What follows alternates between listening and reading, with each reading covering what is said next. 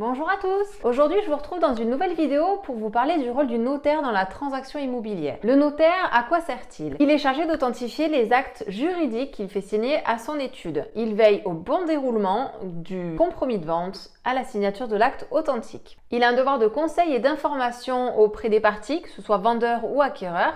Il doit être neutre et impartial dans ces informations. On peut aller se renseigner auprès de son notaire si on a des questions, que ce soit d'ordre juridique, familial, successoral, droit immobilier. Il sera chargé dans la transaction immobilière de rédiger le compromis de vente. C'est pas obligatoire, ça peut être fait par un agent immobilier habilité en agence ou autre. Il rédige le compromis de vente dans lequel on va remettre les parties concernées, le vendeur, l'acquéreur, le bien concerné, la définition complète du bien et les conditions d'acquisition de ce bien. Les conditions d'obtention de prêt s'il y a un crédit immobilier ou de paiement comptant s'il n'y a pas de crédit immobilier. Le délai entre le compromis de vente et la signature de l'acte authentique, c'est en général entre 3 et 4 mois, le temps de mener à bien les formalités administratives auprès des communes et l'acquéreur, lui, le temps de faire ses démarches auprès des banques et d'avoir son financement au moment voulu. Le rendez-vous de l'acte authentique arrive, c'est le jour où tout le monde signe, c'est le jour où on relit tout le compromis pour s'assurer que toutes les conditions qu'on avait mises sont bien réalisées aujourd'hui. Tout le monde signe, on se remet les clés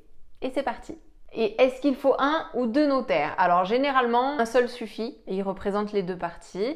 Si le vendeur a un notaire et que l'acquéreur souhaite faire intervenir son notaire, c'est possible également. Chaque partie sera en relation avec son notaire et les deux notaires se mettront en relation pour se communiquer les infos et les éléments concernant le dossier. Et ça ne coûte pas plus cher de prendre deux notaires puisqu'ils se partageront les honoraires au moment de la signature de l'acte authentique. Les frais de notaire, quant à eux, dépendent de la nature du logement. Si on est dans l'ancien, on va être entre 6 et 8% du prix de vente du bien. Si on est dans le neuf, on est entre 2 et 3%.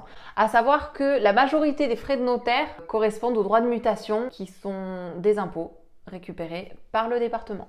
C'est l'acquéreur qui règle les frais de notaire pour tout achat immobilier. Si vous n'avez pas de notaire, je vous invite à demander à votre conseiller immobilier qui pourra vous mettre en relation avec un notaire sur le secteur avec qui il a l'habitude de travailler. C'est ce que je fais de mon côté. Ça nous permet de nous proposer des dates de signature plutôt rapides et elle peut représenter tant le vendeur que l'acquéreur ou les deux s'il n'y a aucun notaire des deux parties. Ce sera tout pour aujourd'hui. Je vous dis à très bientôt pour une nouvelle vidéo.